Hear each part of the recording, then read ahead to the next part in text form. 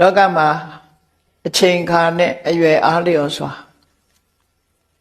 လူဖြစ်လာပြီဆိုလို့ရှိရင်စီးပွားဥစ္စာတိုးတက်ဖို့စီးပွားဥစ္စာအတွက်ရှေးဥစွာရှားပွေချနိတိကျမ်းနေမှာဗာပြောထားတော့ဆိုပထမအရွယ်မှာပညာရှာဒုတိယအရွယ်မှာစီးပွားရှာတတိယအရွယ်ကျမှတရားရှာလို့အရွယ်သုံးပါးလိုက်လမ်းညွှန်မှုပြုထားတာဘဝတစ်ခုလုံးအတွက်အစဉ်ပြေဖို့လမ်းညွှန်မှုတွေဖြစ်တယ်မြတ်စွာဘုရားကတော့အဲ့ဒီလိုပထမအရွယ်မှာပညာရှာဒုတိယအရွယ်မှာစီးပွားရှာတတိယအရွယ်မှာတရားရှာလို့ဒီလိုဘုရားကတော့ဟောထားတာတတိပဋ္ဌာန်မိဘူးမတွေ့မိဘူးပေါ့နော်မြတ်စွာဘုရားရဲ့ဆုံးမဩဝါဒကတော့အဗ္ဗဓမ္မလူတိုင်းလိုက်နာကျင့်သုံးတဲ့ပေါ့မြတ်စွာဘုရားကလူဖြစ်လာလို့ရှိရင်လူဆိုတာအမြင်မျက်စိနှမျိုးရှိရမယ်နံပါတ်1ကစီဝါရေးအမြင်နဲ့ရှိရမယ်နံပါတ်2က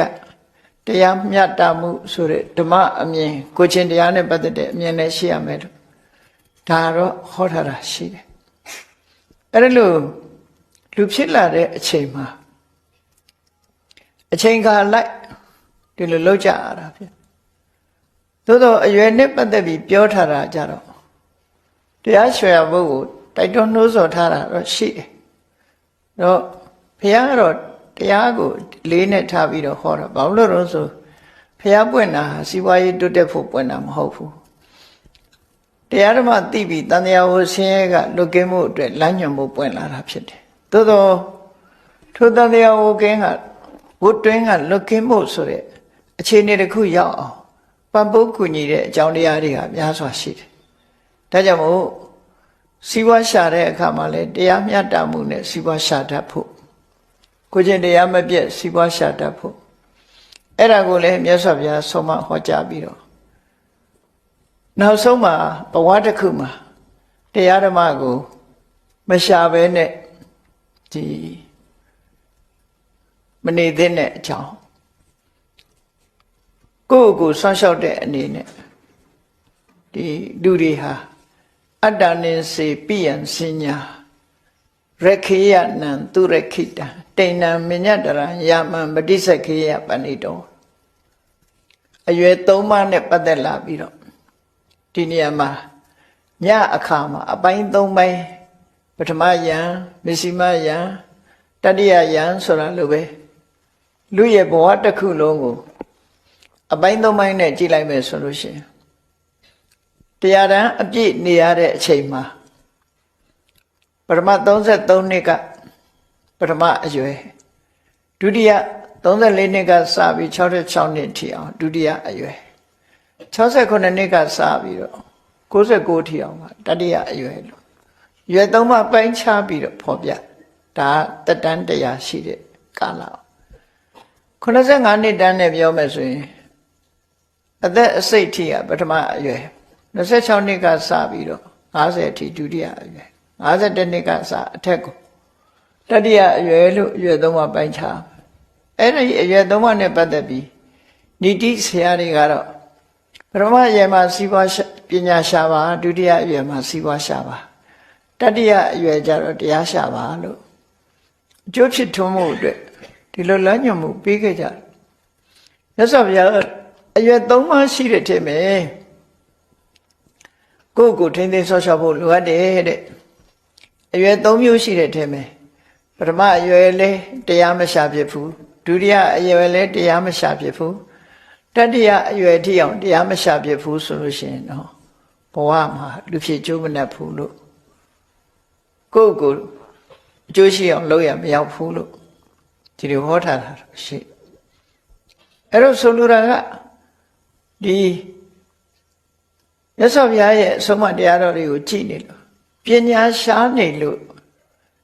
တရားရှာလို့မရဘူးလို့ဒီလိုဆိုတာလည်းမဟုတ်ဘူးစီးပွားရှားနေတဲ့အချိန်မှာတရားရှာလို့မရဘူးလို့ဒီလိုဆိုလိုတာလည်းမဟုတ်ဘူးအဲ့တော့တရားဆိုရှာတဲ့အခါမှာတရားစီတတ်တတ်ရှာဖို့ဆိုတာလေဒီလိုဆိုလိုတာလည်းမဟုတ်ဘူးအဲ့တော့ပထမအရွယ်မှာလည်းပဲစီးပွားရှာမယ်စီးပွားရှာရင်လည်းတရားနဲ့အညီစီးပွားရှာမယ်ဆိုရင်ဒါ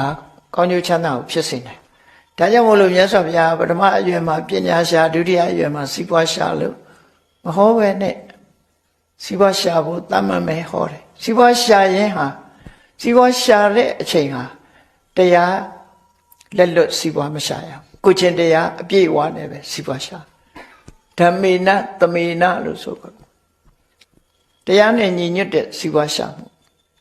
ဒုစရိုက်နဲ့စီးပွားမရှာရဘူးမတရားတဲ့နိလန်းနဲ့စီးပွားမရှာရဘူးတရားတဲ့နိလန်းနဲ့စီးပွားရှာမယ်စီးပွားရှာရင်ကနေပြီးတော့ကုသိုလ်ကောင်းမှုတွေလည်းပြုလုပ်သွားမယ်ဆိုတာဘဝမှာဘယ်အချိန်သိဆုံးမယ်ဆိုတာမသိသည့်အတွက်ကြောင့်မြတ်စွာဘုရားရဲ့လမ်းညွှန်ချက်ကပို့ပြီးတော့ပြည့်စုံ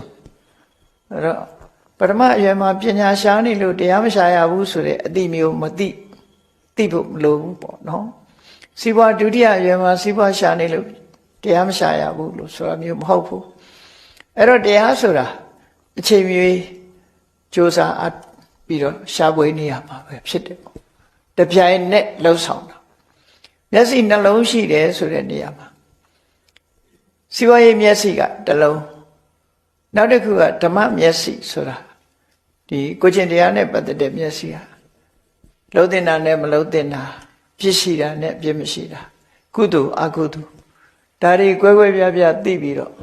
ကိုယ်တဏ္ဍာမှာကုသိုလ်တရားတွေဖြစ်အောင်အပြစ်ကင်းတဲ့တရားတွေဖြစ်အောင်အကုသိုလ်တရားတွေမဖြစ်အောင်အပြစ်ရှိတဲ့တရားတွေမဖြစ်အောင်တပါးတည်းရှောင်ကျင်မှုတပြိုင်နက်တည်းဖြစ်အောင်ကြိုးစားဖို့ဒီအလုံးနှစ်ခုဟာပြိုင်တူသွားရမယ်လို့သူတို့ဆိုလို့အဲ့ဒါလို့ပြိုင်တူသွားလို့ရှိရင်ပြည့်ပြည့်စုံတဲ့လူဘဝရနိုင်တာပေါ့ဒီနေရာမှာမြတ်စွာဘုရားရဲ့စီးပွားရေးဩဝါဒဆိုတာမြတ်ဗုဒ္ဓရဲ့စီးပွားရေးဩဝါဒဆိုတာလေသင်္ကလုံးဝါဒတုံးမှာဟောထားတာအရင်တော့လောကဝိစီယလမ်းစဉ်ဆိုပြီးဟောထားတာရှိတယ်အဲ့ဒီကထုတ်နှုတ်ပြီးတော့စီးပွားရေးကွက်ကလေးတစ်ခုဟောဖို့စိတ်ကူးတယ်။ဘာကြောင့်လဲဆိုရင်လူတိုင်းဟာစီးပွားဥစ္စာရှာဖွေပြီးတော့စီးပွားဥစ္စာကိုစနစ်တကျသုံးတတ်မှ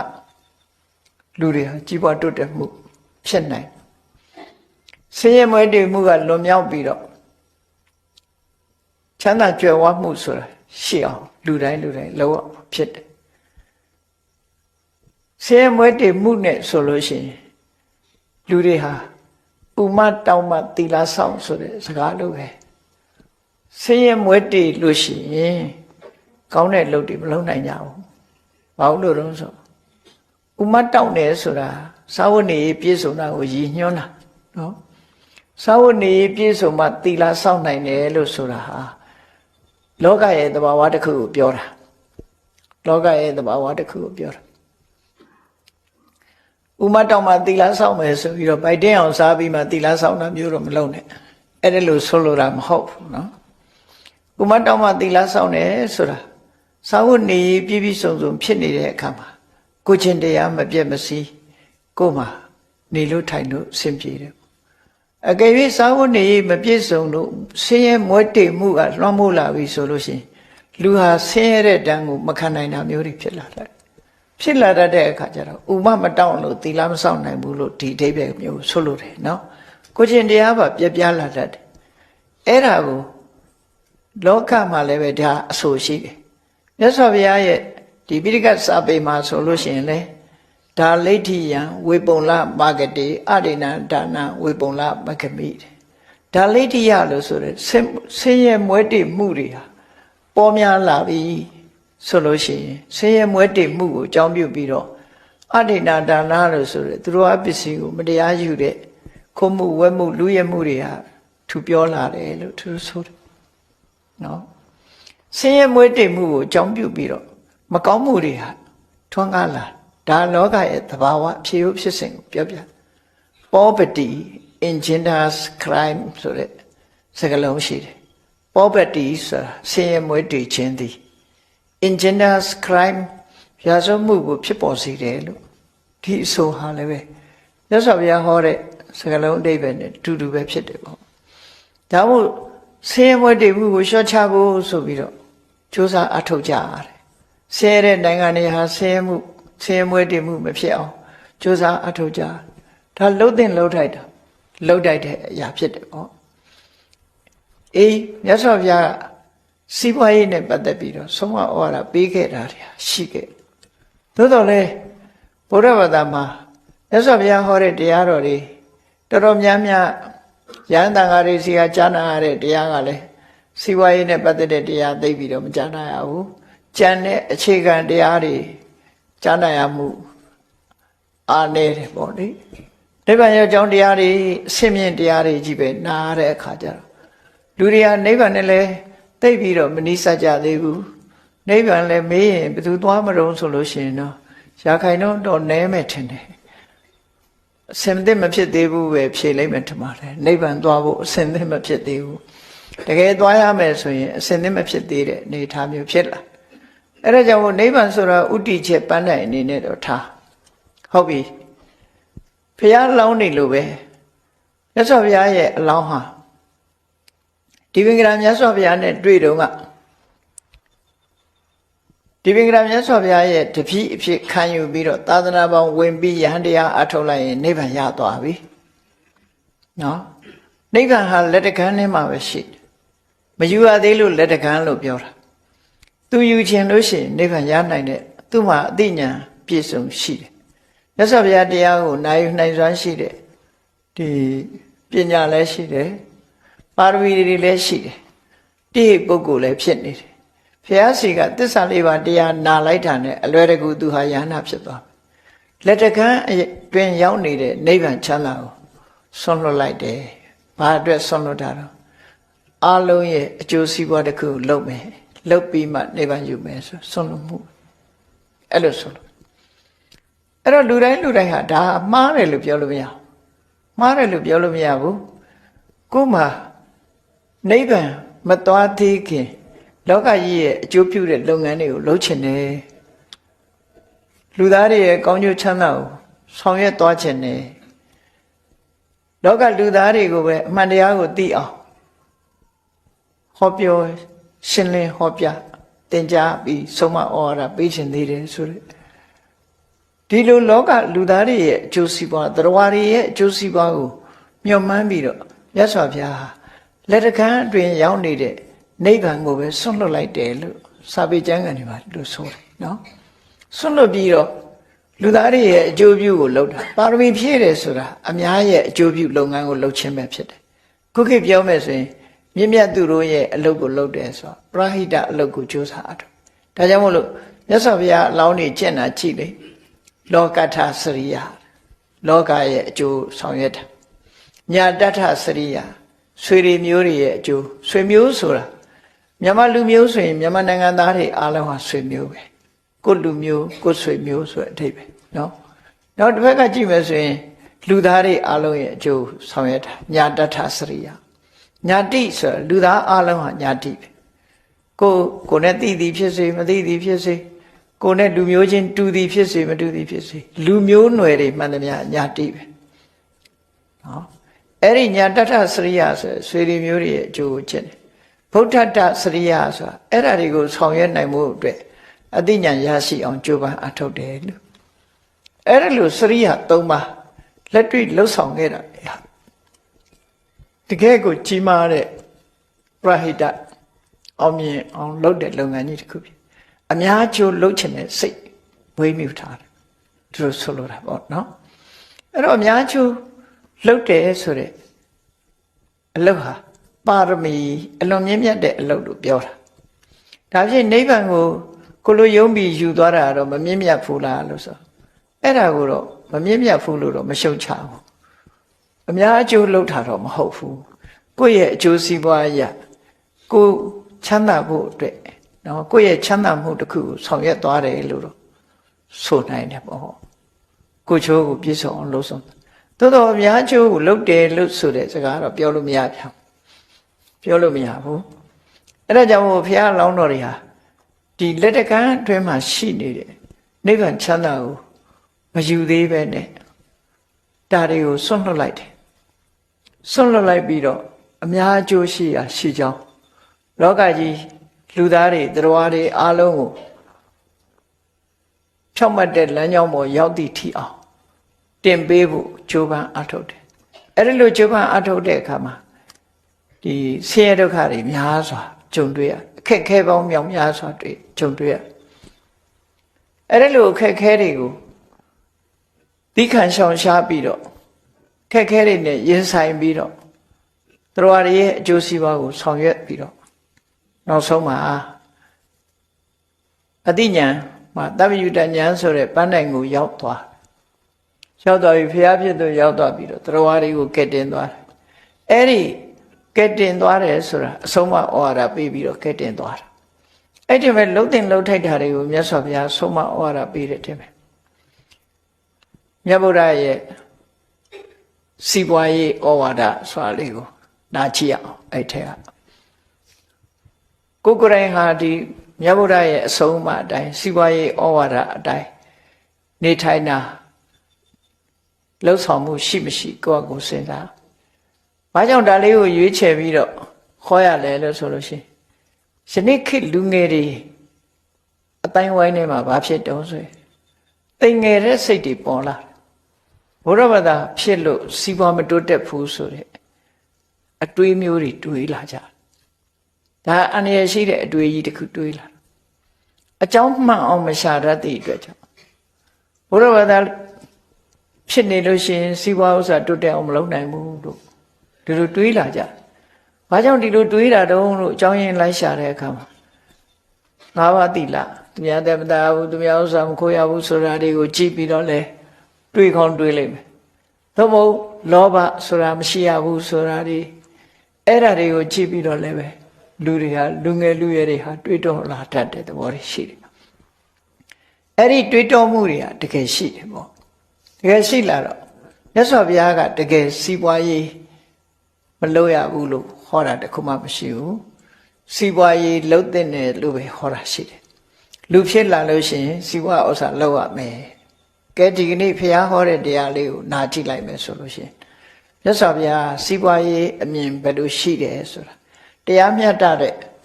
တရားနိလန်းကြတဲ့စီးပွားရေးအမြင်တစ်ခုကိုမြတ်စွာဘုရားဟောထားတာပေါ့နော်ဒီအာနတုတ်တံမှာဟောတဲ့ဟာကလူဖြစ်လာလို့ရှိရင်မျက်စိအမြင်နှစ်ခုရှိရမယ်မရသေးတဲ့စီးပွားဥစ္စာရအောင်ရှာတတ်တဲ့အမြင်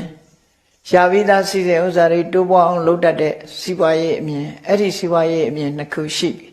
စူးစမ်းရမယ်လို့ဒီလိုဟောတယ်တခါဒီဘဝစီးပွားဥစ္စာတိုးတက်ဖို့အတွက်ဥဋ္ဌာဏတမ္ပရာလုံလဝိရိယနဲ့ပြည့်စုံမှုလိုတယ်အဲ့ဒီလုံလဝိရိယနဲ့ပြည့်စုံမှုလိုတယ်ဆိုတဲ့မဲ့တခါလုပ်ငန်းကျွမ်းကျင်မှုအနာလတဆွဲကောင်းမှုဥပါယဝိမန္တာဤပညာအလံကတုံလန္တဝိဒတုံကိုယ်တိုင်လုံနိုင်စွမ်းနဲ့စီမံခန့်ခွဲနိုင်စွမ်းရှိရမယ်လို့ဒီလိုဟောတာလွန်ခဲ့တဲ့နှစ်ပေါင်း2600နေဟောတာအဲ့ဒါဆိုလို့ရှိရင်စီဝါဥစ္စာတိုးတက်တယ်ရှာလို့ရပြီရလာတဲ့အခါအာရခတမ္ပရာထိမ့်သိမ့်ဆော့ရှော့မှုရှိရမယ်အလေအလွတ်မရှိအောင်ကိုရှာတဲ့စီဝါကိုထိမ့်သိမ့်ဆော့ရှော့နိုင်အောင်အသုံးပြုံးနဲ့ပတ်သက်ပြီးသမစီဝိတာဝင်ငွေထွက်ငွေမြတ်တောင်းသုံးတတ်ရမယ်စီဝါဥစ္စာကြာရှည်ခံမှုအတွက်လူတော်လူကောင်းမိကောင်းစိတ်ကောင်းတွေနဲ့ပေါင်းသိရမယ်ဆိုတာထိအောင်မြတ်စွာဘုရားအကြောင်းလေးမျိုးကိုအခြေခံပြီးတော့ဆုံးမဩဝါဒပေးခဲ့တာတွေလည်းရှိတယ်နော်မြတ်စွာဘုရားရဲ့စီးပွားရေးပေါ်မှာတိုက်တွန်းနှိုးဆော်ချက်ကဘာတွေလဲလို့ဆိုရင်ဒီလူဖြစ်လာလို့ရှိရင်စီးပွားရှာဖို့အရေးကြီးဆုံးကစီးပွားပြတ်ဖို့ရအတွက်ကတော့အလုံးမလုံးခြင်းဟာစီးပွားပြတ်ခြင်းအကြောင်းပဲတစ်ခုပေါ့နော်လူတွေဟာစီးပွားဥစ္စာတိုးတက်ဖို့အလုံးမလုံးကြအလုံးမလုံးလို့မလုံးခြင်းဟာဘာကြောင့်မလုံးသလဲဆိုအပြင်းယောဂဆွဲလို့မလုံးတာတဲ့နော်အပြင်းယောဂကဘယ်လိုနေရာမှာဆွဲတတ်တော့လောကမှာအပြင်းထူတာဘယ်လိုထူတာတော့လို့ဆိုအပြင်းယောဂဆွဲတာ6မျိုးနဲ့ပြင်းယောဂဆွဲတယ်ဘယ်လိုဆွဲတော့ဆိုရာသီဥတုကိုကြည့်ပြီးတော့ရာသီဥတုကအေးနေလို့ရှင်အတိတိတံတိကမ္မနာကရောတိဟာအေးလွန်းတယ်ကွာမလုပ်သေးဘူးနားလိုက်အောင်ပါဟောအေးတာကိုအကြောင်းပြုပြီးအေးလွန်းတယ်လုံးမလုပ်သေးဘူးနားလိုက်အောင်ပါဒါအပြင်းထူသွားရ နောက်တစ်ခါရာသီဥတုကပူတဲ့အခါကျတော့အတိအုံနှန္တိကမ္မနာကရောတိတဲ့ပူလွန်းတယ်ဆိုပြီးတော့လည်းအလုံးလုံးဘူးနောက်တစ်ခုကျတော့ဘာလို့ဆိုရင်အတိတာယန္တိကမ္မနာကရောတိမိုးချုပ်သွားပြီအချိန်မရှိတော့မလုပ်တော့နားလိုက်ပဲတော့သူကနားဖို့ပဲစဉ်းစားတာလေနောက်တစ်ခါမနေ့စောစောကြပြန်တော့လေအတိပါတောတိကမ္မနာကရောတိစောလွန်နေသေးတယ်အဲ့လိုက်အောင်မဆက်ပြီးတော့အလုံးမလုပ်သေးဘူးမထသေးဘူးအဲ့ရစောစောထပြီးမလုပ်ချင်စောလွန်နေဆိုပြီးတဲ့အကြောင်းပြနဲ့လေနေလိုက်ပြန်တယ်နေလိုက်ပြန်ပြီးတော့အဲ့ရအထတဲ့အခါကျတော့လေနောက်ကြပြီးအလုံးလုံးမလို့မဟုတ်ဘဲနဲ့အတိစာတော်မီဗိုက်စာသေးတယ်နော်ဗိုက်စာနေသေးတယ်ဆိုပြီးတော့အလုံးမလုပ်သေးဘူးတဝါတပြည့်စားလိုက်လို့ဗိုက်လေးသွားတဲ့အခါကျအတိဓာတော်မီဗိုက်လေးနေသေးတယ်မလုပ်တော့ဘူးဆိုသူကလှုပ်တဲ့အချိန်ကိုရှိကိုမရှိတော့ဘူးဟုတ်အဲ့ဒါလို့အကြောင်းပြချက်တွေနဲ့အလုပ်ကိုရှောင်တိန်နဲ့အလေးထားတစ်ခုဟာလူတွေမှာစီးပွားရေးကြဆင်းခြင်းနဲ့စီးပွားရေးမတိုးတက်ခြင်းရဲ့အကြောင်းပဲလို့ဆိုရဒီလိုဟာတိတိမှန်တာတော့မရှိဘူးလေအဲ့တော့မြတ်စွာဘုရားဘလို့တိုက်တွန်းတော့ဆိုတော့လူတွေတိုက်တွန်းတဲ့အခါကျတော့ဘုရားတိုက်တွန်းပုံတွေအတိတိတံအတိဩနံအတိတာယမိဒံဟုဣတိဝိတ္တထာကမ္မန္တေအထာအစ္ဆန္တိမနဝေအေးလုံးတယ်ပူလုံးတယ်နော်မိုးချိုးလုံးတယ်စောလုံးတယ်ဗိုက်စာလုံးတယ်ဗိုက်တင်းလုံးတယ်ဆိုတဲ့အကြောင်းပြချက်တွေနဲ့အလုပ်တစ်ခုမလုပ်ဖဲနဲ့ရှောင်တိန်လိုက်တဲ့လူကိုတဲ့တိုးတက်ရရှိလာမယ်စီးပွားဥစ္စာတွေဟာပျက်စီးသွားနိုင်တယ်ရနိုင်တဲ့အခွင့်အရေးတွေဟာလွန်သွားတယ်မရလိုက်တော့ဘူးဆုံးရှုံးမှုတွေအများကြီးဖြစ်တယ်ဒါကြောင့်ယောဓတိတင်္စဩနိ္စတိနာဘေယောနမညတိအဲ့ဒါလို့မဟုတ်ဘဲနဲ့ပူရာအေးတာခီးမဆိုင်ဘူးမျက်လောက်တောင်ခီးမဆိုင်ဘူးဟုတ်လားပူမှုအေးမှုစောလွန်မှုမိုးချုပ်မှုထမင်းစားမှုဗိုက်တင်းမှုဒါတွေကိုလုံးဝခီးမဆိုင်ဘူးရေတက်ထဲမှာမထဲဘူးဘာကြီးပဲဖြစ်နေကရံပုရိသကိစ္စနေအားစိုက်လုံးရမယ်အလုပ်တွေလုပ်မယ်ဆိုရင်သောတုခံနဝိဟာယတိအဲ့ဒီပုဂ္ဂိုလ်ဟာစီးပွားဥစ္စာတိုးတက်ပြီးချမ်းသာဒုက္ခကဘယ်တော့မှမဆုံးရှုံးဘူးတဲ့စီးပွားရေးကိစ္စမှာအောင်မြင်ကြီးပွားနိုင်တယ်ကဲဖះဟောတာကိုဟာဖះဟောတဲ့အတိုင်းလောက်ကြလားဆိုတာပဲစဉ်းစားရသော်ဘုရားကလူငယ်လူရွယ်တွေအားလုံးလူတွေကိုဒီလိုဟောခဲ့တာစီးပွားရှာပြီးဆိုရင်ဘာမှအကြောင်းမပြနဲ့အလုပ်လုပ်ဖို့ပဲချစ်သူတို့ဆိုလို့ရပေါ့နော်အလုပ်လုပ်ရမယ်အချိန်ဆွဲခြင်းဟာပြင်းရခြင်းတစ်မျိုးပဲဖြစ်တယ်ပေါ့အချိန်ခိုးခြင်းတို့နိုင်ခိုးခြင်းတို့ဆိုခိုးခြင်းတစ်မျိုးပဲနော်ဒါကြောင့်မို့ကျွတ်တင်ပြီးတော့အလုပ်တစ်ခုစူးစမ်းအထောက်ရမယ်လို့မြတ်စွာဘုရားဟာတဖွာဖွာဟောခဲ့တာအဲ့တော့ဗုဒ္ဓဘာသာတွေနားမှာဘာလို့မကြားရမှာလဲကြားရမှာပေါ့ဘုရားလောက်တိုက်တွန်းတာရှိမှမရှိပဲနော်မင်းတို့စီးပွားရေးအောင်မြင်ခြင်းစူးစမ်းလို့ဆိုအဲ့တော့ဗုဒ္ဓဘာသာဖြစ်လို့စီးပွားရေးမတိုးတက်ဘူးလို့ဆိုတဲ့စကားမဟုတ်ဘူးပြင်းလို့မတိုးတက်တာလို့ဖြေထုတ်လို့ရတယ်လူတိုင်းရဲ့ပြင်းရမှုကသာစီးပွားဥစ္စာတိုးတက်မှုမဖြစ်တာမြန်မာနိုင်ငံနဲ့ကြည့်မယ်ဆိုလို့ရှိရင်ဘုန်းကြီးတို့ရှာကြည့်တယ်ဗမာလူမျိုးတွေချမ်းသာကြွယ်ဝတဲ့လူနည်းတယ်မရှိဘူးလားဆိုရှိပါဘာကြောင့်ဗမာလူမျိုးတွေကထိတ်တန်းတတိမရောက်ကြတာလဲလို့ဆိုလို့ရှိရင်နားမခံတာအောင်ပြောခြင်းပြင်းလို့ပြောနော်ရင်ကြေးပြောလို့ရှိရင်လှုပ်เสียမလို့ပြောရမယ်ရှင်ကြေးပြောလို့ရှိရင်ဘာလို့တော့လှုပ်เสียမလို့တာတော့ဆိုဗမာလူမျိုးတွေအနေနဲ့ကြည့်လေဆောင်းຫນွေမိုးရာသီ၃မျိုးလုံးဟာလူတွေဟာတိုက်ပွဲဝင်နေကြရှိမှမရှိတာဆောင်းဆိုတာလဲအလွန်ကြီးအေးတဲ့ဆောင်းမှမဟုတ်တာຫນွေဆိုတာလဲအလွန်ကြီးပူတာမဟုတ်ဘူးမိုးဆိုတာလဲ အလွန်ကြီးအနေရဖြစ်လောက်အောင်ရွာတာမဟုတ်ဘူးမြန်မာပြည်မှာဆောင်းတွေမို့3ဦးလုံးဟာအလုံးမပြတ်လုံးနိုင်တဲ့အနေအထားမျိုးတွေရှိတယ်သူများနိုင်ငံတွေမှာကြည့်လိုက်ဆောင်းဆိုလို့ရှိရင်စနိုးတွေကျနေပြီဆိုပြင်ထွက်လို့ပဲရစိုက်လို့ပြလို့လည်းမရဘူးမြေကြီးတွေပေါ်မှာစနိုးတွေဖုံးအေးခဲနေတဲ့ရေခဲတွေချားတယ်မှာဒါတွေကိုမရှင်းနိုင်လို့ရှိရင်ဒီတိုင်းအိပ်ရထဲမှာနှက်နေမယ်ဆိုရင်ဒီလူဟာဒုက္ခရောက်သွားနိုင်တယ်အမြဲတမ်းကြိုးစားပြီးရုန်းကန်နေရဆိုလိုတာက fighting for nature ပဲတဘာဝတရားတွေကိုတိုက်ခိုက်ပြီးတော့နေနေရသက်ရှာဘာအတွက်တိုက်ခိုက်ရတာတော့ဆိုတော့အသက်ရှင်မှုအတွက်တိုက်ခိုက်တာလူတွေဟာအသက်ရှင်မှုအတွက်ရုန်းကန်နေကြမြန်မာပြည်မှာလို့အသက်ရှင်မှုရုန်းကန်ရတာဟာအလွန်နည်းတယ်လို့ပြောလွန်နည်းတယ်အဲ့ဒါကြောင့်မလို့ဗမာပြည်မှာလွယ်လကူနဲ့စားရတယ်လွယ်လကူနဲ့နေလို့ထိုင်လို့ရတယ်ဝတ်စားလဲတင့်တော်ယုံနဲ့လုံလောက်တယ်အိမ်ကလည်းတင့်တော်ယုံလေးနဲ့လုံလောက်တယ်နေလို့ရတယ်ပေါ့ရှာတိဥရုဒီလောက်ကြီး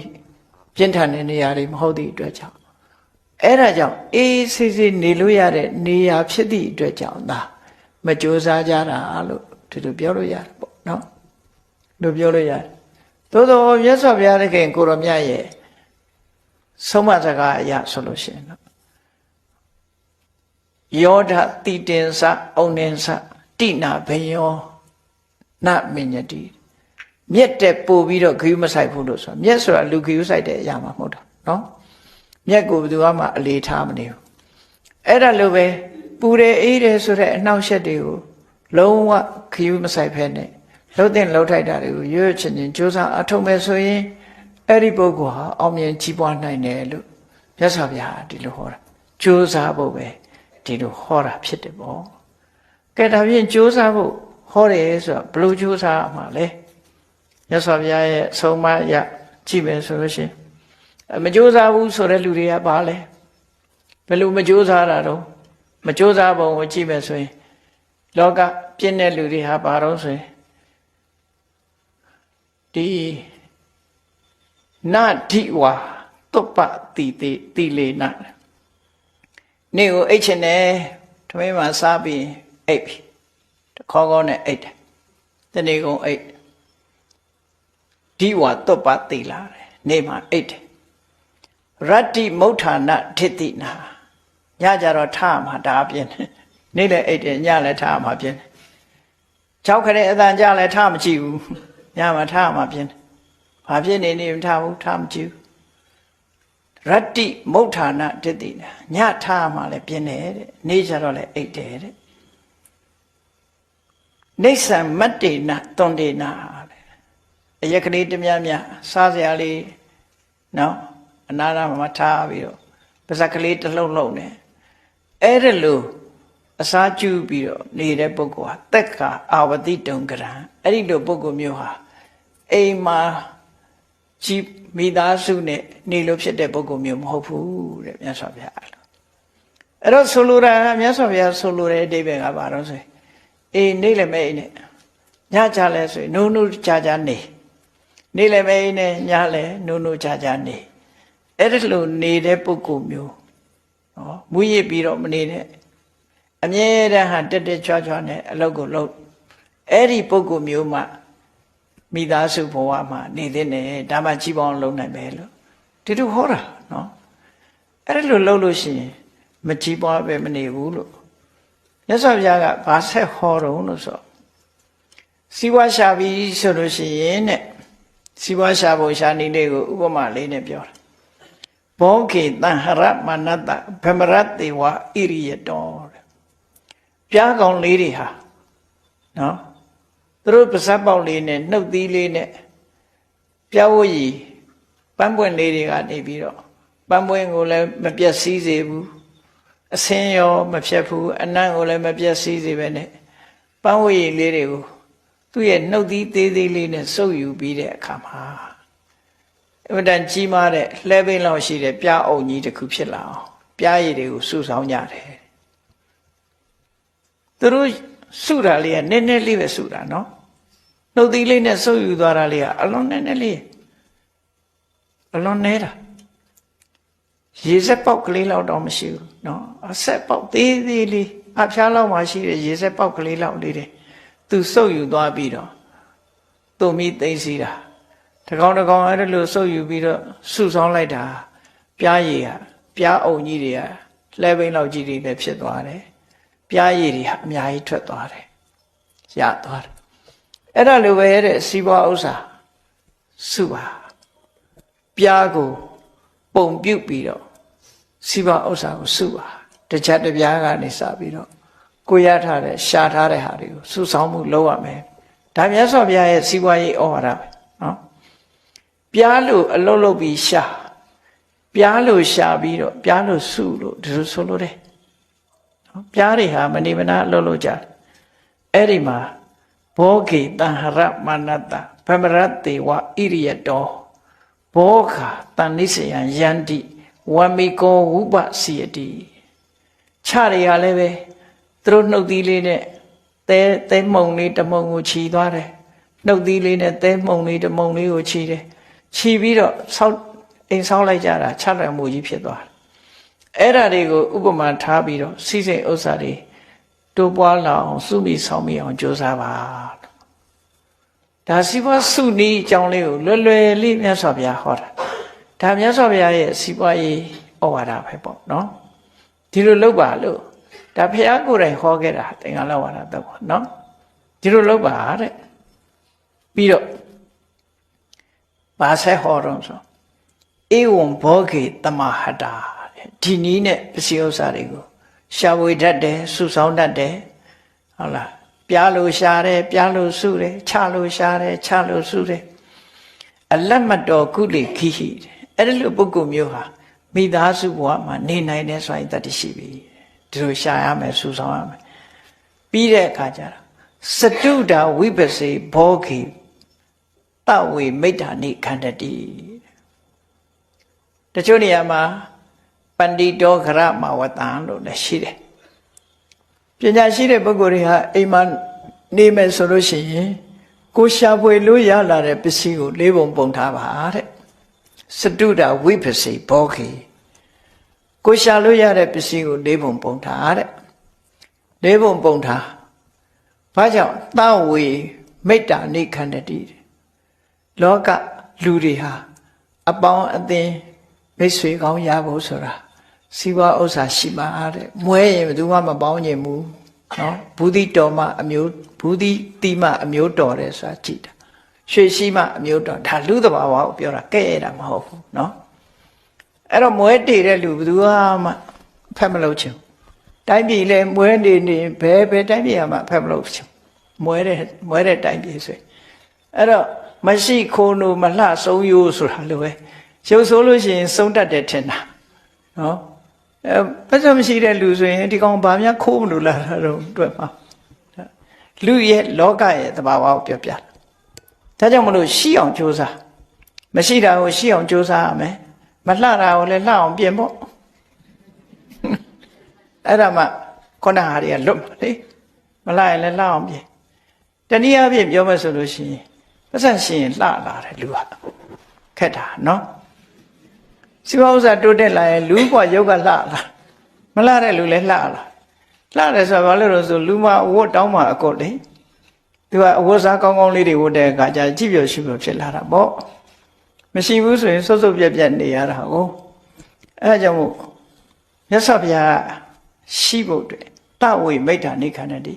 မင်းစီဝါဥစ္စာကြိုးစားရှာတဲ့လောကလူတွေကစီဝါဥစ္စာမှမိတ်ဆွေဆိုတာပေါင်းတင်ကြတာဒါသတိထားကြအောင်နော်မိတ်ဆွေပေါင်းတင်ဆိုတာဟာပစ္စည်းဥစ္စာချမ်းသာမှရှိမှလူတွေကပေါင်းတင်ဆက်ဆံမှာတဲ့ဒါကြောင့်မို့ကြိုးစားရှာပြီးတော့ပစ္စည်းကိုလေးပုံပုံဧကေနဘောကံပုံစေရလေးပုံပုံပြီးတော့တပုံကိုစားမယ်အသုံးပြုမယ်အသုံးပြုဖို့ထားဒွိဟိကမ္မံပယောစေနှစ်ခုကတော့အရင်နေ့တစ်ခုအသုံးလုပ်ပြီးတော့စီးပွားထပ်ပြီးတော့တိုးအောင်ကြိုးစားရင်းနှီးလုပ်တယ်ဆိုတာစိုက်ပျိုးရေးထဲမှာရင်းနှီးလုပ်မှလားအယောင်းဝယ်ထဲမှာရင်းနှီးလုပ်တာလားအကုန်မရင်းရဘူးလို့ပြောတာနော်အကုန်ရင်းရင်ရှုံးရင်ပါသွားမှာပေါ့အဲ့ဒါကြောင့်မလို့လေးပုံပုံ တပုံကိုစား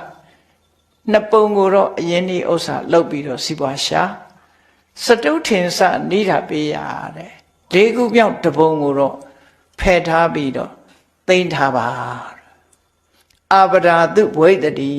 အခက်ခဲကျုံလာတဲ့အခါမှာသုံးဖို့အတွက်လေးခုမြောက်တပုံကိုတော့နော် emergency ဆိုပြီးသိမ့်ထားပါအစင်းနဲ့သိမ့်ထားပါလို့သူတို့ဆိုလို့သိမ့်စီရမယ်ငွေရတပုံဒါဖြင့်ဒီထဲမှာလှူရမှာတို့တန်းရမှာတို့မပါဘူးလားလို့ဆိုမပါဘူးဒီထဲမှာနော်ဘယ်ထဲကလှူတော့ဆိုစားတဲ့ထဲကပဲလှူဒီလိုဆိုလို့တယ်ကိုစားတဲ့ထဲကချိုးချံပြီးတော့လှူပိုးမွန်မြတ်တယ်အဲ့ဒါနော်အဲ့ဒီမြတ်ဗုဒ္ဓရဲ့စီဝါရေးအဆုံးအမဩဝါဒတွေအတိုင်းနာယူပြီးတော့လိုက်နာကျင့်သုံးမယ်ဆိုလို့ရှိရင်ဘုရားဘာသာနိုင်ငံတွေဟာထိပ်တန်းနိုင်ငံတွေဖြစ်လာမှာပါစီဝါဥစ္စာတိုးတက်လာမှာနော်ကြိုးစားဖို့ပဲခုနပြောသလိုကြိုးစားဖို့ပဲအရေးကြီးပါတယ်လို့ဒါမြတ်စွာဘုရားကိုယ်တိုင်သင်္ကန်းလုံးဝါဒသုတ်တံမှာဟောပြောခဲ့တဲ့ဘုရားဟောတဲ့တရားတော်တွေပဲဖြစ်တယ်ပေါ့အဲ့ဒါလို့တစ်ဖက်ကစီးပွားဥစ္စာကြိုးစားရှာသို့တော့မြတ်စွာဘုရားကဘာဟောတော့တတိပေးတော့ဆိုတတိပေးတာလေးတစ်ခုလေမှတ်သားထားဖို့လိုတယ်အေးမင်းရှာလို့ရတဲ့ရွှေတွေငွေတွေစီးပွားဥစ္စာတွေကစီးပွားဥစ္စာတော့ဟုတ်ပါတယ်စီးပွားဥစ္စာတော့ဟုတ်တယ်ဒါပေမဲ့လို့တကယ်ကိုတန်ဖိုးရှိတဲ့ပစ္စည်းဥစ္စာတွေလည်းမင်းရအောင်ယူထားဖို့လိုသေးတယ်တကယ်တန်ဖိုးရှိတဲ့ဥစ္စာတွေကိုရအောင်ယူဖို့လိုသေးရွှေတွေငွေတွေဆိုတာတသက်တာလူဘဝမှာလူခုံသိက္ခာနဲ့လူဘဝမှာအသုံးချဖို့ကတော့လုံလောက်တယ်သို့တော့ဘဝတစ်ခုအတွက်တန်ဖိုးရှိတဲ့စီးပွားဥစ္စာတော့မဟုတ်သေးဘူးဟောတန်တရားမှာတန်ဖိုးရှိတဲ့စီးပွားဥစ္စာကဒီဥစ္စာဒနာက9မျိုးရှိသေးတယ်အဲ့ဒီ9မျိုးလည်းရအောင်တစ်ဖက်ကယူအောင်ဘာလဲဆိုရင်နော်တတ္ထာဒနံသီလဒနံဟိရိဥတ္တပိယံဒနံသုဒ္ဓဒနေသစာဂောသပညာဝေတတ္တမံဒနံသူတော်ကောင်းဥစ္စာ9မျိုးအဲ့ဒီဥစ္စာ9မျိုးကိုလည်းပဲကြီးပွားတိုးတက်အောင်လုပ်ရမယ်တပြိုင်နက်လောကစီးပွားဥစ္စာတွေလည်းရအောင်ရှာတယ်သူတော်ကောင်းဥစ္စာတွေလည်းကိုယ်တဏ္ဍာမှာရှိအောင်လုပ်တယ်အဲ့ဒီလိုသူတော်ကောင်းဥစ္စာတွေရှိနေရင်ဘယ်သူကမှမင်းကိုဆင်းရဲမွဲတေတယ်ဆိုတာမပြောနိုင်ဘူးတဲ့အလုံးချမ်းသာကြွယ်ဝတယ်ဘက်စုံချမ်းသာကြွယ်ဝတယ်နေပဲလောကီဥစ္စာလည်းချမ်းသာကြွယ်ဝတယ်သူတော်ကောင်းဥစ္စာလည်းချမ်းသာကြွယ်ဝတယ်တတ္ထာထဏံတရားလို့ဆိုတဲ့ကုသိုလ်ကောင်းမှုကောင်းတဲ့လုပ်ငန်းတွေပေါ်မှာစိတ်ဝင်စားမှုဆိုတဲ့တရားဥစ္စာလည်းပိုင်ဆိုင်ရမယ်တရားရှိသည့်အတိုင်းပဲကိုချင်းတရားကိုလည်းမပြတ်မကွက်ထိမ့်သိမ့်တဲ့သီလဆိုတဲ့ဟာလည်းဥစ္စာတစ်မျိုးပဲနော်တရားဆိုတာရှိရင်လူလောကတဏှာမှာစီးပွားမချဟုတ်တယ်ပစ္စည်းဥစ္စာတွေငွေကြေးတဏကြွယ်ဝတဲ့ပုဂ္ဂိုလ်ကဘယ်နေရာသွားမဆင်းရဲသလိုပဲတရားဆိုတာမရှိရင်ရှိနေလို့ရှိရင်လည်းတရားဥစ္စာရှိနေတယ်သီလဆိုတဲ့ဥစ္စာရှိနေတယ်ဆိုရင်ဘယ်ဘဝရောက်ချမ်းသာဒုက္ခရမှာဒီဥစ္စာဟာကိုယ်တည်းမှာအမတမတမို့ရှိဟိရိဥတ္တပိယံတဏဟိရိဥတ္တပဆိုတာဟိရိဆိုတာကိုယ်သိက္ခာကိုထိန်းတာဥတ္တပဆိုတာပတ်ဝန်းကျင်ကိုလေးစားတာဒီနှစ်ခုဟာမကောင်းတာကိုမလုပ်မိဖို့အတွက်ကိုယ်သိက္ခာကိုကိုလေးစားအားဖြင့်လေးစားသောအားဖြင့်မကောင်းတာကိုမလုပ်ဘူးသူတော်ဘာပတ်ဝန်းကျင်ကိုလေးစားသောအားဖြင့်မကောင်းတာကိုမလုပ်ဘူးဆိုတဲ့ဟိရိဥတ္တပနှစ်ခုကြောင့်ကိုချင်းသီလကောင်းအဲ့ဒီဟိရိဥတ္တပလို့ဆိုတဲ့ဒီဥစ္စာမျိုးလည်းပဲကိုယ်တဏ္ဍာမှာရှိပြီဆိုရင်မကောင်းမှုကိုရှောင်ကျဉ်ခြင်းကိစ္စပြီလို့ဖြစ်တရားဘဝမှာသူဟာတင်းတောင်တင်းတယ်နဲ့အစင်းမြင့်တဲ့ဘဝမှာဖြစ်နိုင်တယ်သုတ္တဒနေသစာဂောသသုတ္တဒနာနလဘိန်းတော့မဟုတ်ဘူးမြတ်စွာဘုရားဘာတွေဟောခဲ့တယ်ဆိုတာသိအောင်လုပ်တယ်လောကမှာလည်းပဲဒီအပြစ်ကင်းတဲ့ပညာရက်တွေသိအောင်ကြိုးစားတယ်ဘာတွေဟာတတ်တဲ့တတ်ထိုက်တယ်ငါရဲ့နေစဉ်ဘဝမှာဘာတွေကိုလေ့လာရမယ်နော်ဘယ်လိုအကြောင်းအရာတွေကိုမှတ်သားရမယ်ဥပမာမဲ့နေစဉ်ထမင်းဟင်းချက်ပြုတ်နေတဲ့အချိန်မှာဘယ်လိုချက်ရင်အကုန်ကြနဲပြီးတော့အာရတ္တပိုးကျွယ်ဝသလဲချက်နီးပြုတ်နီးတွေကြည့်မယ် နော်ပတ်စံအကုန်ကြနည်းနည်းလေးနဲ့စားလို့ရှိရင်လည်းကျန်းမာရေးလည်းဖြစ်တယ်အဲ့ဒီလိုသမင်းဆက်ဟင်းဆက်ပေါ့လေအဲ့ဒါကစပြီးတော့တုဒ္ဒဆိုတာစီဘူးအထောစီဘူးအထောအိမ်မှာတန်တန်ပြန်ပြန်ဘယ်လိုနေရမလဲမိဖို့ကြောင့်ဘယ်လိုတန်ရှင်းရမလဲအနေဒီကျမ်းမာရေးအတွက်ဘယ်လိုတွေရှိသင့်တယ်ဆိုတာကိုယ့်အကိုဒီဘောဓုဒ္ဒစီဘူးရှာပွေပြီးတော့အဲ့ဒီတုဒ္ဒအတိုင်းလိုက်နာကျမ်းမာရေးနဲ့အသည့်တွေဆိုလို့ရှင်အေးပေါင်မုံကိုမဲနေအောင်ဖုတ်လို့ကျွန်းသွားပြီဆိုလို့ရှင်အဲ့ဒီအကျွန်းတွေကိုမစားသင့်ဘူးကာဗွန်ဒိုက်တွေဟာလူကင်ဆာရောဂါဖြစ်စေတတ်တယ်ငါးတွေကိုกินပြီးတော့အကျွန်းတွေမစားသင့်ဘူးဒီအသားကင်တွေဘာတွေမစားသင့်ဘူးစားရင်ကင်ဆာယောဂါတွေဘာတွေဖြစ်တတ်တယ်ငရုတ်သီးတဲ့ပိုးကအသက်ကင်ဆာဖြစ်တယ်ပဲတွေမြေပဲတွေထဲမှာရှိတဲ့မှုကနော်ငရုတ်သီးထဲမှာပါတဲ့မှုတို့ဒါတွေကအသက်ကင်ဆာကိုဖြစ်စေတတ်တယ်တို့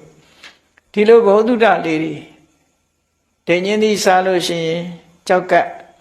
ဒုက္ခပေးတတ်တယ်ကြောက်ကယောဂါရှိရင်မစားသင့်ဘူးအိမ်မှာမိသားစုကျမ်းမာရေးကစပြီဒီတုဒ္ဒဆိုတာရှိရအဲ့ဒါလို့တုဒ္ဒရှိလာပြီဆိုလို့ရှိရင်နေတာထိုင်တာလည်းပဲတန်တန်ပြတ်ပြတ်နော်အိမ်မှာလည်း ventilation လေဝင်လေထွက်ကောင်းကောင်းနဲ့တန်တန်ပြတ်ပြတ်မိသားစုကပျော်ပျော်ရွှင်ရွှင်တန်တန်ရှင်းရှင်းနဲ့ကျမ်းမာရေးရရှိနိုင်တယ်ပေါ့အဲ့ဒါတုဒ္ဒဒနာလို့ခေါ်တယ်တရားဓမ္မနဲ့အညီနေတတ်ထိုင်တတ်အောင်ဘုရားရဲ့အဆုံးအမတရားတော်တွေနာယူမှတ်သားတယ်တရားပွဲတွေမှာတရားတွေနာယူမှတ်သားတယ်စာအုပ်တွေဖတ်ရှုတယ်ဘောဓုဒ္ဒတွေစီဘူးတယ်ဒါတုဒ္ဒဒနာလို့ခေါ်တယ်အဲ့ဒီတုဒ္ဒဒနာလေကြွယ်ဝချမ်းသာအောင်လုပ်ရမယ်ဒါဟာလက်တွေ့အသုံးချဖို့အတွက်တုဒ္ဒကိုစီဘူးအပ်စာခောစာဆိုတာကိုတယောက်တည်းသာသုံးမှာမဟုတ်ဘူးဒီကိုချိုးတစ်ခုတည်းကိုကြည်တတ်တဲ့ချင်းမြောင်းတဲ့စိတ်ကိုဖယ်ရှားစာကားဆိုတာဒီစွန့်လွတ်တဲ့စိတ်နေစိတ်ထားပဲကိုတယောက်တည်းသာသုံးမယ်ဆိုတဲ့စိတ်မရှိဘူးအများအတွက်ဆိုတဲ့စိတ်ရှိတယ်မိသားစုဆိုမိသားစုအလုံးအတွက်ဆိုစိတ်ရှိတယ်အဲ့ဒါလို့မစ္စရိယကင်းတဲ့စာကားစိတ်ကိုချိုးရှာတဲ့အတ္တလွန်ကဲတဲ့စိတ်တွေကိုဖယ်ရှားပစ်ပြီးတော့ကျယ်ပြန့်တဲ့စာကားစိတ်မျိုးနဲ့ရှိတာဟာလည်းပဲဒါစာကားဒနာလို့ခေါ်တယ်လှူတယ်တန်းတယ်လှူခြင်းတန်းခြင်းကြောင့်ဘဝတန်တရားမှာဒီဘဝမှာနေမယ်ပေကံရရောခြင်းကြောင့်ပေကံခြင်းသည်အောင်မြင်ရာအိဆွဲတိုင်းအောင်မြင်မှုတွေရမယ်မိကောင်းဆွေကောင်းတွေဖွဲ့နိုင်တယ်တဒံမိတ္တာနိခန္တိပေးလို့ရှိရင်မိတ်ဆွေတွေပေါ်တယ်ဆိုတဲ့ဟာမြင်ဖို့ ਨੇ ခုနကစာကားရှိတဲ့ပုဂ္ဂိုလ်တရားဟာမိတ်ဆွေသင်္ကားတွေပေါ်လို့ကိုယ်အကျိုးဟာဒီဘဝမှာလည်းကောင်းကျိုးချမ်းသာရတယ်နောက်ဘဝမှာလည်းကောင်းကျိုးချမ်းသာရတယ်ဆိုတဲ့အကျိုးကိုဖြစ်ထွန်းစေတယ်ပညာဝေတတ္တမန္တနာပညာဆိုတာတော့ဒါအရေးကြီးဆုံးပဲဒီပညာကိုရအောင်ဒီပညာကဘယ်ထိအောင်သွားတာတော့ဆိုဝိပဿနာပညာထိအောင်သွားတယ်ဆွဲလန်းမှုတွေတွေ့တာမှုတွေရှော့ချနိုင်တဲ့ဒီပညာမျိုးထိအောင်လေ့လာစီးပူးအထောက်အမယ်လို့တစ်ဖက်ကလည်းသူတော်ကောင်းဥစ္စာ9ပါးကိုယ်တဏ္ဍာမှာရအောင်လုပ်တယ်တစ်ဖက်ကလည်းလောကီဥစ္စာရအောင်ရှာတယ်ဆိုဘက်စုံလောကီဥစ္စာလည်းကြွယ်ဝချမ်းသာတယ်လောကုတ္တရာဥစ္စာလည်းကြွယ်ဝချမ်းသာတယ်လို့ဆိုတော့ဒီပုဂ္ဂိုလ်ဟာဘုရားရဲ့အဆုံးအမရထားတဲ့ပုဂ္ဂိုလ်တွေဟာဒီလိုဆွဲဆုံးချမ်းသာဒုက္ခမျိုးရနိုင်တယ်ပေါ့အဲ့တော့ဘုရားဘာသာနိုင်ငံတွေကတခြားနိုင်ငံတွေတဲ့ဘယ်လိုလုပ်ပြီးတော့အောက်တန်းကျနိုင်ပါလဲအမြဲတမ်းကိုယ်ကသားနေမယ်ဆိုပါစို့လောကီဥစ္စာရတာချင်းတူတဲ့အပြင်မှာဘုရားဘာသာဝင်တွေကဘုရားဘာသာနိုင်ငံမှာလူဖြစ်ရတဲ့ပုဂ္ဂိုလ်တွေဘုရားဘာသာတွေကြတော့လောကီဥစ္စာတွေမကဘူးတန်ဖိုးမဖြတ်နိုင်တဲ့တတ္တာသီလဟိရိဥဒ္ဒပသုဒ္ဓစာကပညာလို့ဆိုတဲ့ဒီဥစ္စာမျိုးတွေပါပိုင်ဆိုင်လိုက်တယ်ဆိုရင်အတိုင်းနဲ့အလွန်မတ္တမအစင်းမြင့်တဲ့ပစ္စည်းဥစ္စာပါပိုင်ဆိုင်ရဒါကြောင့်မို့မြတ်ဗုဒ္ဓရဲ့စီးပွားရေးဩဝါဒဆိုတာဟာဒီဘဝမှာလဲစီးပွားဥစ္စာလောကီစီးပွားဥစ္စာလဲရှာထားရမယ်လောကုတ္တရာသူတော်ကောင်းဥစ္စာခုနှစ်ပြားကိုလည်းပိုင်ဆိုင်မှုပြုရအဲ့ဒါလိုပိုင်ဆိုင်တဲ့ပုဂ္ဂိုလ်မှာမြတ်စွာဘုရားကချမ်းသာကြွယ်ဝသူလို့ ဆင်းရဲဒုက္ခကင်းလွတ်သူဖြစ်မြတ်စွာဘုရားဟောတယ်နော်အဲ့ဒီလိုလောကုတ္တရာဥစ္စာတွေပိုင်ဆိုင်လာတဲ့ပုဂ္ဂိုလ်ဟာနောက်ဆုံးမှာဓနငွေချေနေပါသည်ဆိုအောင်တော့အဲ့ဒီပုဂ္ဂိုလ်မျိုးကိုအတလိဒာတဲ့မဆင်းရဲတဲ့ပုဂ္ဂိုလ်နော်အမျိုးကောင်းသားပဲဖြစ်စေအမျိုးသမီးကောင်းပဲဖြစ်စေအခုလိုအိစ္ဆာတွေယတအေတိဓနာအဋ္ဌိအဋ္ဌိယပုရိတတဝါအတလိဒောတိတံအာဟုအမောကံတတစီဝိတံသူတော်ဥစ္စာခုနှစ်ပြားရရှိထားတဲ့ပုဂ္ဂိုလ်တယောက်ဟာမျိုးသားပဲဖြစ်စေမျိုးသမီးပဲဖြစ်စေတဲ့သူရဲ့ဘဝဟာချမ်းသာကြွယ်ဝတယ်လို့ပြောရမယ်ဆင်းရဲမွဲတေမှုကသူဟာလွတ်ကင်းသွားပြီသူရဲ့အသက်ရှင်မှုဟာတန်မိုးမဲ့တဲ့အသက်ရှင်မှုမဟုတ်ဘူးတန်မိုးကြီးမားတဲ့အသက်ရှင်မှုဖြစ်တယ်ဆိုဒီလိုအဆုံးအမမျိုးဟာဘုရားစီကသာရနိုင်တာတခြားရနိုင်တာမဟုတ်ဘူးဒါကြောင့်မလို့ဘုရားရဲ့ဆုံးမဩဝါဒကိုရကြတဲ့ဘုရားဝတ္တဝင်သူတော်စင်တွေဟာလောကီစီးပွားလဲတိုးတက်ကြီးပွားကြတယ်သူတော်ကောင်းဥစ္စာခုနှစ်ဖြာလို့ဆိုတဲ့ဒီပစ္စည်းဥစ္စာတွေကိုလည်းပိုင်ဆိုင်ကြတယ်ဆိုရင်ဘဝတည်းမှာကတန်တရားထိအောင်သာဝရအစစ်မြင်မာတဲ့ပုဂ္ဂိုလ်တွေဖြစ်နိုင်တယ်ဆိုတာယုံကြည်ပြီးတော့ကြိုးစားပွားများနိုင်ကြပါစေကုန်သတည်း